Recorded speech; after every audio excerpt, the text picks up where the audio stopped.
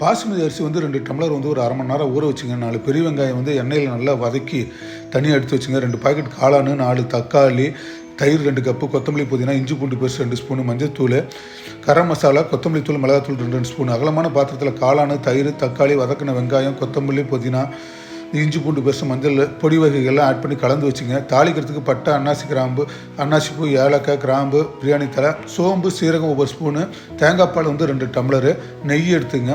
அடுப்பு பற்ற வச்சு ஒரு பாத்திரத்தில் எண்ணெய் ஊற்றி தாளிக்க வேண்டியதெல்லாம் வந்து ஆட் பண்ணிவிட்டு இந்த ஊற வச்ச காளானை வந்து ஆட் பண்ணுங்கள்.